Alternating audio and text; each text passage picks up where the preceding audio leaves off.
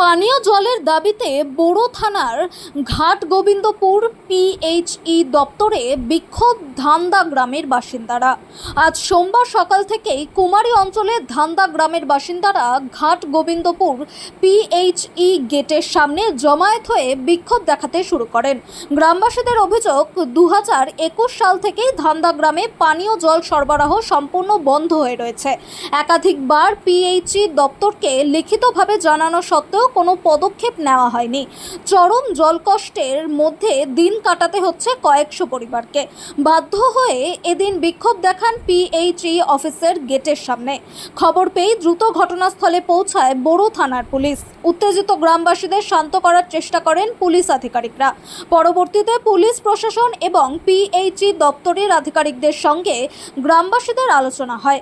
আমরা 4 বছর ধরে জলের কষ্টে ভুগছি, শুধু আশ্বাস দিয়ে আমাদের ঘরে পাঠানো হচ্ছে, কিন্তু কাজ হচ্ছে না।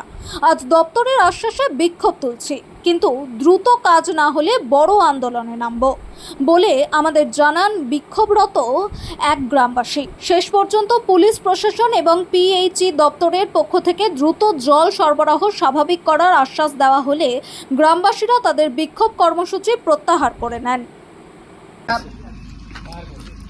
আমাদের বান্দোয়ান মন্ডল 3 মানবাজার 2 কুমারী অঞ্চলের 188 নম্বর ধান্দা বুথে আজ গত 500 বছর ধরে আমরা গ্রামবাসীরা জল যন্ত্রণায় ভুগছি।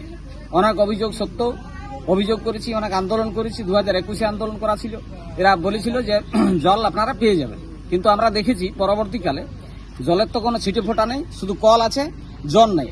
তার জন্য আমরা আজকে আবার এখানে পুনরায় আমরা এসেছি। আজ এই যে অফিস, এই অফিসে যে শুধু নীল সাদা রং হয়েছে আর এরা শুধু চটি চেটে গেছে, বাকি বাদ জলের কাজ কিছু হয়নি। তাই আমরা আজ পুনরায় এসেছি যাতে পাম্প বন্ধ যাতে হয়, যাতে সবার জল বন্ধ হয়, আমাদের জল না পাওয়া সব যাতে জল বন্ধ হয়, আমরা জল পাবো, তারপরে সমস্ত কিছু সমস্যা সমাধান হবে।